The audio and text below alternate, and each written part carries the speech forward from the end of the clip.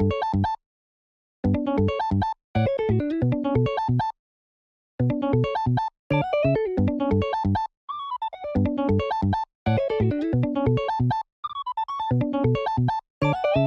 what's up, ladies and gentlemen? Good to see you. We've got a match of blue-yellow queen versus blue crocodile here, and it's going to be me playing the queen and my man Taylor over here playing the crocodile.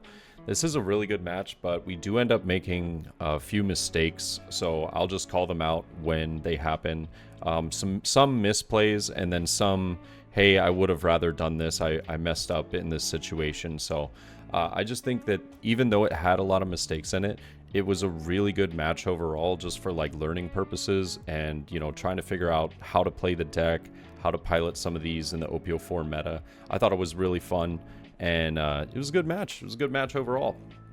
And funny enough, I did end up opening a couple of Japanese cards, card packs of OP04 way back when, and I ended up pulling the queen leader, so I was just using that as my proxy. So you'll see I have the Japanese queen leader here. But yeah, we just passed our turn 1, and he gets a 5k swing off on turn 2. We get the Brûlé out, and then I'll just swing 5 into life here. It looks as though he's probably just going to take this first one. Yeah, and then we'll just go ahead and get Sanji down. Trying to build the Great Wall of Blockers right now, but he is going to have that Sentomaru this turn. Sentomaru is a problem. It's definitely something that it can be kind of a nuisance in this matchup. And now he's looking for some of those pacifistas just to see, one, how many he has in the deck, two, you know, how many he has in life, so then he can have a count of, okay, now I know I have this many in my life. So we're good. Gets a solid search off though, gets the pacifista, and we're probably just going to see like a 7k swing with crocodile, and then probably just a pass. So 7k swing with crocodile here. I'm just going to take, and would you believe it, we get another Brûlé. So the Great Wall of Blockers is absolutely on its, you know, just doing great, just thriving out here. And now with 6 Dawn, we've got some plays, and I think that this one might be a little controversial, but I just didn't have a lot of removal in my hand, and I do swing 5 with the Sanji, 5 with leader, and he does counter out with another pacifista, and now I use Red Rock to get rid of Sentomaru. The reason why I said it would be kind of controversial is because he countered out with 2 of the pacifistas that he could potentially have. So now there's 3 gone already. And, you know, there could be 1 more in the deck, or there could be 1 in life. And I used a Red Rock on it, but I just had no removal in hand. And I just felt like I kind of wanted to play that one a little more defensively. But we'll see the Usopp coming down to bounce back the Sanji, draw 2, trash 2. And, yeah, it was pretty funny. But it looks as though he does trash a Sanji's Pilaf and a 3000 Worlds here, which was pretty surprising. 3000 Worlds is just super nice in getting rid of some of the blockers in my list. And now at 8 Dawn, we don't really have, you know, any 8 Dawn characters to put down to get that leader ability for the next turn. But he does take the life, and I think he Red Rocks one of my Brûlés, unfortunately. So I do have to bottom deck it. And now I will just go ahead and rest 8 though, and play 2 more Sanjis and pass it back over.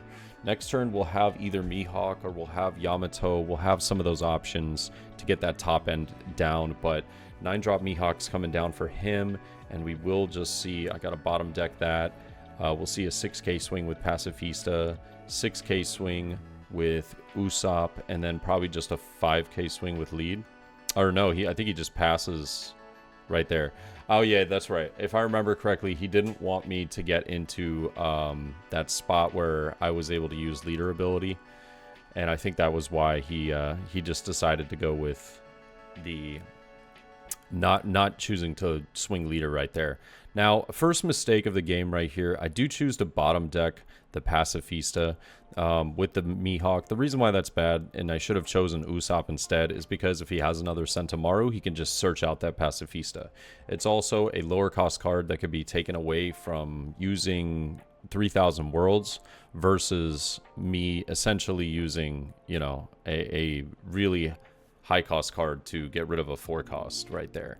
Usopp was definitely the better choice overall, but Red Rocks my own Mihawk and swings for life with a bunch of shenanigans right there.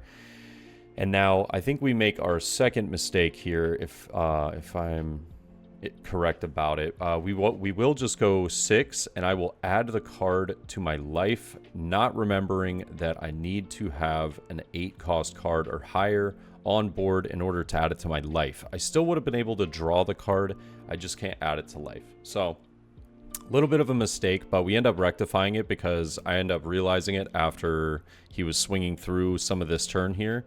He goes 10 drop, and then we'll see a 6k swing, which I counter out of, and a 5k, which I also counter out of. And then I realize it right here after I draw the card. I freeze up for a second, and I go, wait a minute. I didn't have an 8 cost card down. I shouldn't have that life. And he was like, no worries. Just add it back to your hand, because that's what it would have done anyways. I still would have been able to card draw it, but I didn't get to add it to life in that situation. Now, I've got 3 cards in hand. I actually can use leader ability if I do have an 8 cost or a 9 cost card to play down.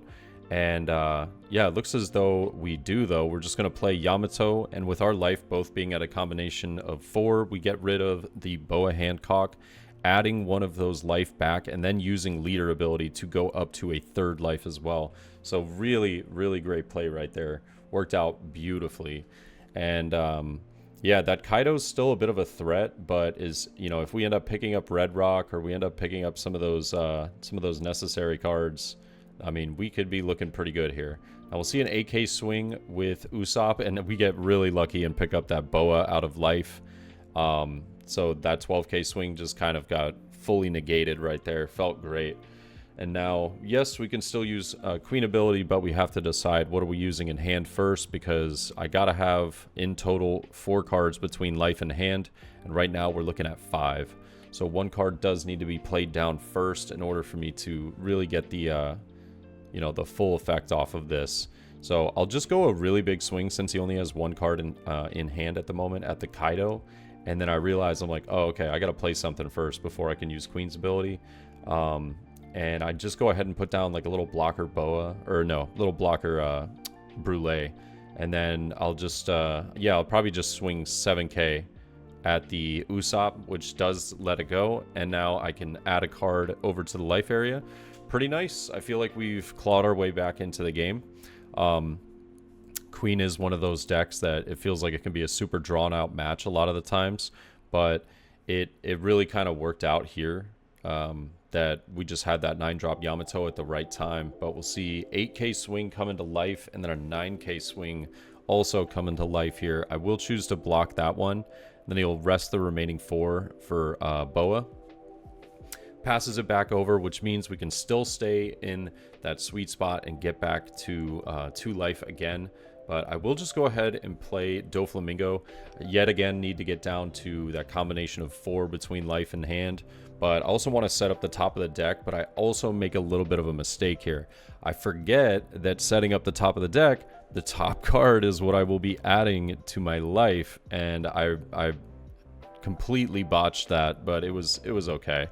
Just not exactly what I wanted to do. And we go 8,000 into the Pacifista, adding the card to my top life, and then the realization hits me, and I go, oh, damn, I just added the card that I wanted to draw into my life, and now the next card is not going to be what I was looking for, but that's okay. This is my first time piloting the deck, so learning moments for sure here. And yeah, I can see like at the end of these matches, Queen has a lot of different thought processes that can go into it depending on what your board state is and what your hand size and hand content is. So I feel like it was a lot of fun to play the list. Definitely got to work on it a little bit more if I want to see exactly, you know, the fruits of my labors in using this deck correctly, but it still worked out pretty well. Now he uses a 7k swing here with Boa to draw a card. Now before I'm about to counter out, he just realized that he misplayed it, and he said that he would have changed that, and I was like, yeah, no worries. So before I countered out, I just went ahead and let him play how he would have played it. And what he was thinking of doing was playing the Usopp first, and that I think bouncing one of the cards back to my hand, so bouncing Doflamingo back to hand, which I thought was rather interesting. I think that he should have bounced Sanji, if anything, because Doflamingo gives me value when I replay it. I think that might have been a little bit of a misplay, and he would have drawn into a couple of cards and trashed a few. Yep. And then, yeah, I think we just rectified the situation there, though. Now he's swinging 7k, and now I have to counter out of it. So I do choose to go ahead and use some cards for the counter. And yeah, he was asking about the Doflamingo. I was like, yeah, I already got it in hand. And we do counter out with Beji and Usopp there. And we'll see a 1-drop Trafalgar Law coming down.